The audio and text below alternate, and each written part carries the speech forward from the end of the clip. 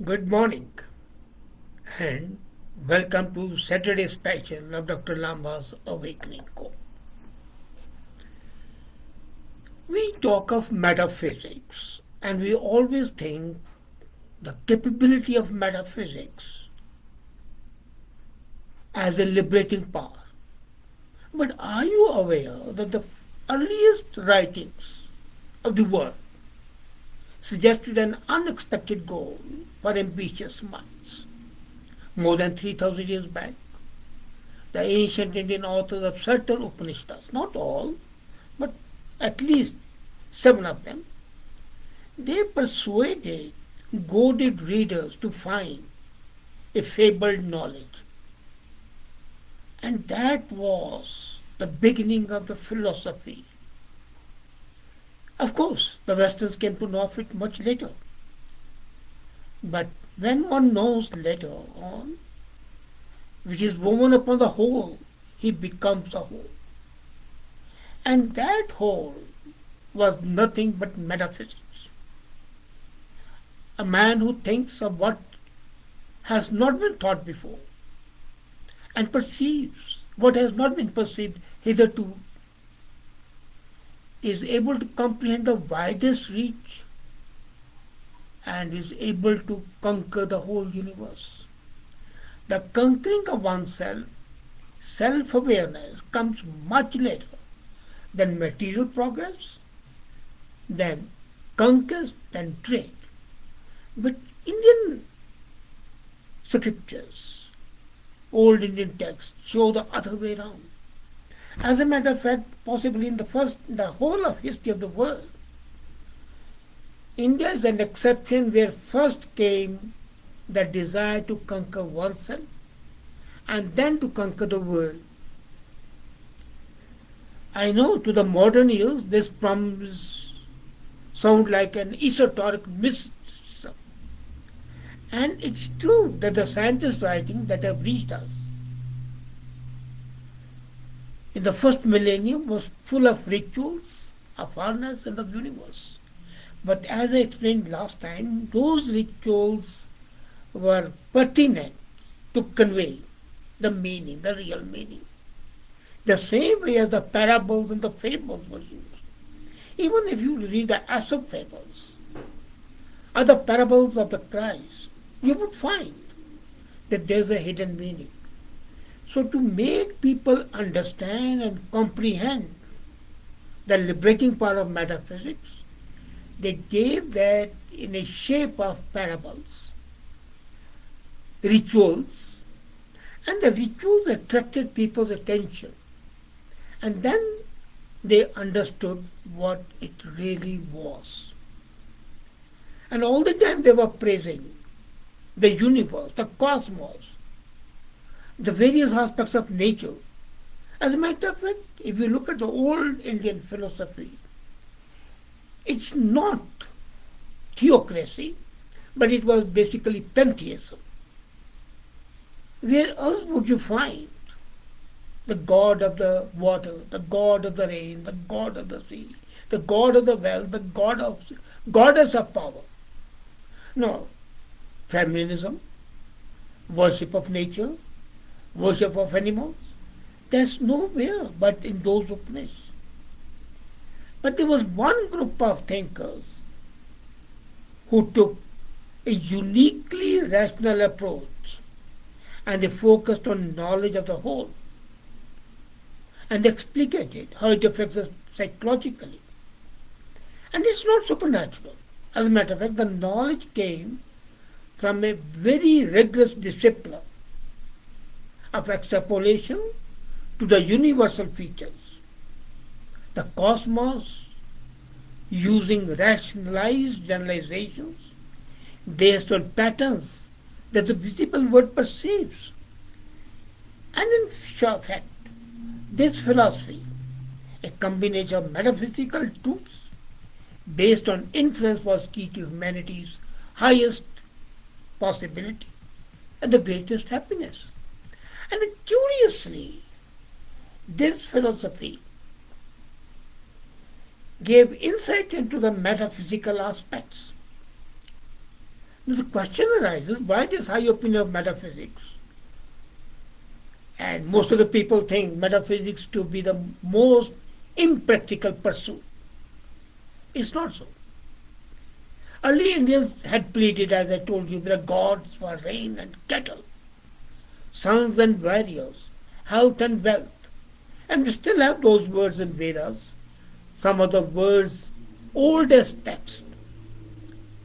These were precisely the prayer we would expect of early communities struggling to survive. But by around 600 BC, the ability to perform rituals was no longer sufficiently effective enough. And the royal courts of the Indo-Gangetic plain were not satisfied with the mere rituals. This was the time when atheists, agnostics, gnostics, skeptics, they were increasingly vocal in kingdoms in the East. Can you believe it? People always have thought India to be very, very religious. But this was a place where metaphysics bred rationalism, questioning, and everything was questioned.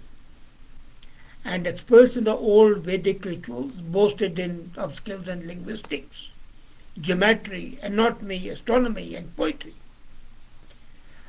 And these they were observing in the forces of nature for centuries. The answer to their predicament, how to correlate to the present, to the changed situation, from the hunter to the grower of the food, the answer lay in the public's growing worry about existential problems. Mortal life seemed to be little more than a frame. And this was like a lighthouse with a burning candle and an open ocean of our life visible.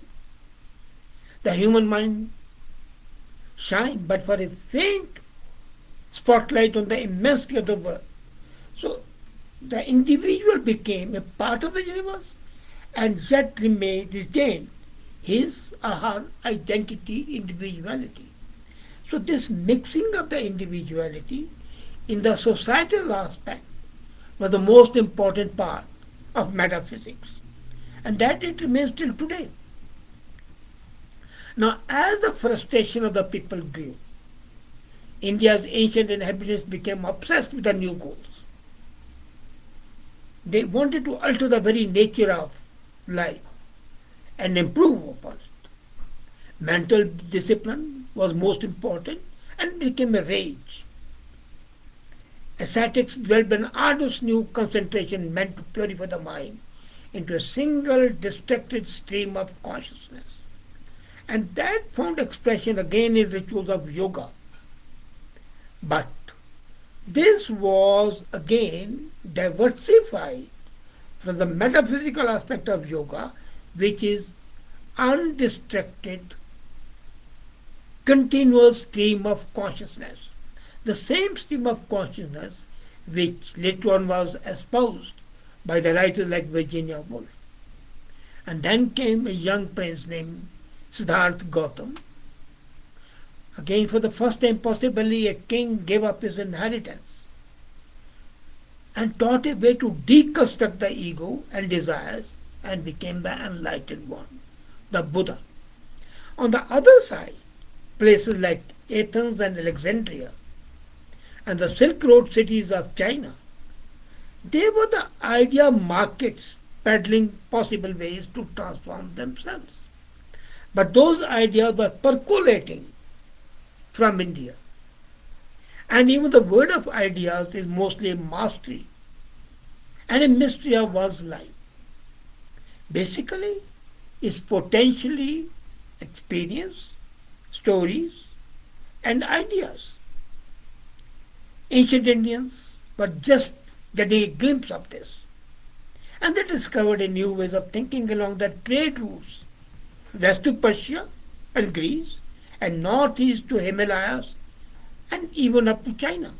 So Buddhism brought the idea of metaphysics much more And at one time from Greece to Persia to Afghanistan to India to Myanmar, Vietnam, Cambodia, the temple of Cambodia, the world style temples, and even up to Japan, this spread.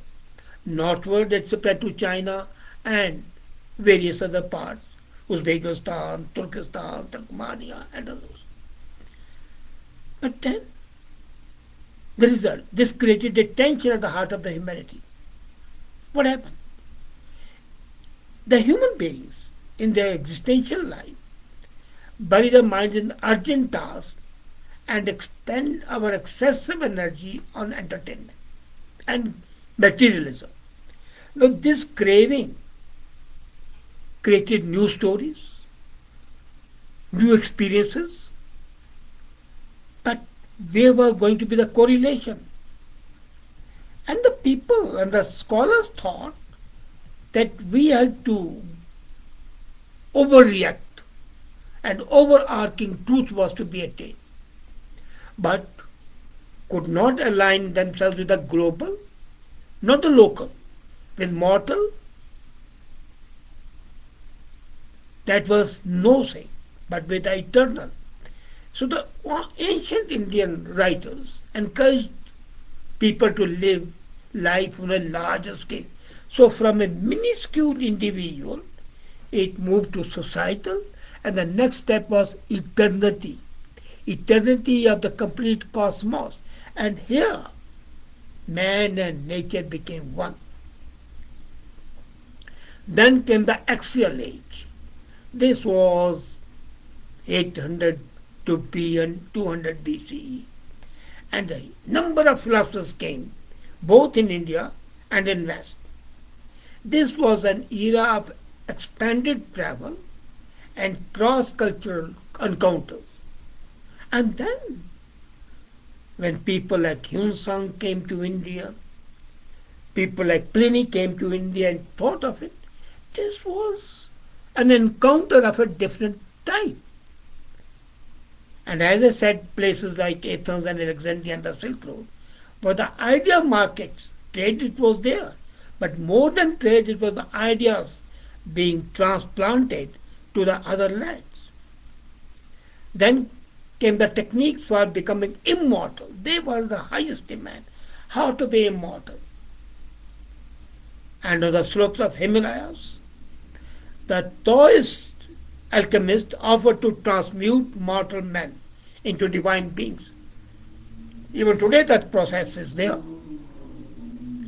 And at the same time, the temples of Alexandria, the followers of Isis, hoped her mysteries would enable them to cheat death. And if the cheating death forever was not possible, maybe for a certain period. And if the mortality was popular, magic was a close competitor. After all, who would not like to fly with the gods? Like the mysterious case of the ancient India and Bodhisattva of the Tibet. So they were thinking themselves that if they are a part of nature, then they are a part of the gods, the pantheon. So if gods can do it, so can we. So controlling of the mind was mastered by the tantrics. And the tantrics basically was wizards in South India and Southeast Asia. And it was then increasing the capability to make handsome young men fall in love with you. And then came the wise and witty Socrates. Now other techniques were less spectacular, but psychologically most astute. Buddhists and the Stoics in Greece, Buddhists in India, Japan, Korea, China. They taught you to curb your instincts. Again, the East and West, the twain was meeting. And when Rudyard Kipling said East is East and West is West, and the twain shall never meet, possibly he didn't know that they had met in hoary past. And that meeting of life with the instinct was done with exquisite equanimity, untouched with the vicissitudes of tragedy or joy. And if these options didn't appeal, one could become a god, slip through the door of a sun, snuff oneself out of existence, a particularly extravagant form of existential life. And this was suicide. And it was favored by certain Buddhists. So these and many more techniques of the self, as philosopher historian Foucault puts in 1982, offered a panacea for life's fundamental smallness. So individual life is small, but the moment you transmute it metaphysically, it becomes large. And now they believe that the reasonable speculation of the fabric of life would have the power to change our lives. But in the ancient Indian Buddhist Upanishads, we find something different. We see for the first time distinctly philosophical attempts to solve the problems of human finitude. Vedanta's metaphysical speculations are a kind of a therapy because they try to position human life in fruitful relation to the whole things. As individuals, we are dogged by suffering, frustration, desire, and death. But as the ecclesiastics in the church, Bible say, generations come and generations go, but earth remains forever. Cosmos doesn't change, nature doesn't change. So the Indian philosophers try to align themselves with the reality itself. What if the life did not have to be small? What if we could expand the small flame of consciousness into a bonfire? What if we could compete with sun, with rays that reach across the universe?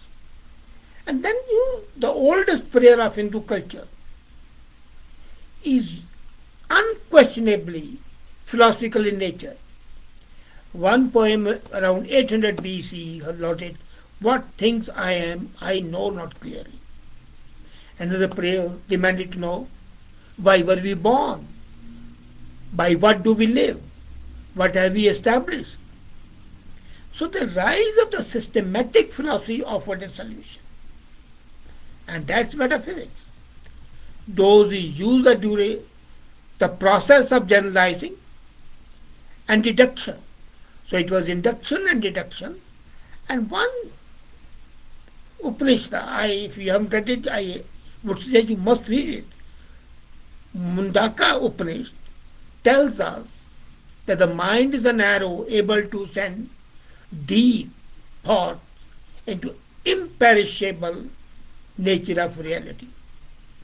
But this was not mysticism per se. They believe that the reasoned speculation on the fabric of the world has a power to change our lives. So instead of calling on the gods, one Vedic seer asked, what was the forest? What was the wood from which heaven and earth was formed? Let the wise seek with their intelligence the place to which all things and beings are carried after death. You remember that story of Udalka or Aruni advising his son to look beyond the names and the forms of the empirical world. Ignore the misleading word handles that we give to the word. If you can identify the features that you all share, and you can see the underlying fabric and forces that span time and place. And the power to speculate eventually became a word, Samkhya Karka. This was a philosophical text composed about 400 CE, and it was called Anumana. Anumana is inference. So Anuman, now they call it Anumana, became Anuman, and meant to see the unchanging substrate of reality behind the changing concepts. So human life doesn't need to be quantity of life. What you need according to Indian philosophy, is higher quality of existence. Now, coming to the heroes who enjoyed this exalted state, in Mahabharata, there is liberated age Shuka, the tale of this guy, born enlightened. He was born enlightened. And once he completes education, he flies to the cosmos, explores all the galaxies, the time and the space, and he reminds basically of the European Renaissance anti-heroes of the knowledge. You remember Faustus, Dr. Faustus, and Prospero of Shakespeare. But unlike Prospero and Faustus, Shuka is unimpeded by the assumption that too much knowledge is a dangerous thing. For them, too much of knowledge was a dangerous thing. Here, no. The idea of a mind tied to the widest reaches of reality, which was later on taken on by philosophers like Spinoza. And this was a concept of intellectual relationship. And that was what was important. Now, this having been there, the whole thing changed. And that brought in the Hindu school, which disagreed with the mind's extraordinary capacity to reach the bubble. In a modern world, we are liable to forget all this.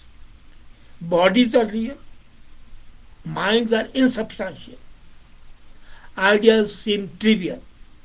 But if the physics tells us reality is made of waves, patterns, clusters, energy, emerging systems, and movements as the blocks of matter, then there is no reason to see ideas as real things than physical things. The basic stuff of the reality generates atoms, cells, life cells. And that is what results in consciousness, sensations, perceptions, analysis. So this was brought in centuries back by the Indian writers. Now the question arises, what happened then? The same Indian philosophers, because they were not advertisement oriented. Now, with this concept of meanings and values, Plato agreed. And as I said, Plato, Spinoza, all basically built on this. So thus becoming the word, which is metaphysics, means living from perspective of reality and knowingly contributing to it all that we do. If I quote existentialist Martin Heidegger, the human became the shepherds of being. This is not a goal of pleasure or escape from death. Now that is there. These metaphysics, they did not want to escape from death. And that is what it was. The result was that the people over there were able to look at things in a much different manner. And that metaphysics became the base of all our endeavor. And even now, the scholars think more in the ability to perceive life as it is. And becoming the word is a kind of immortality every philosopher, every astrophysicist, every daydreamer shapes. So it's like Plato's path into timeless world of pure concepts, absolutely pure, no hedging. And the ancient Indian discovery of metaphysics, in fact, charted a way for aspiring minds to fly free from the space and time. And that created new avenues of human endeavor. Thank you.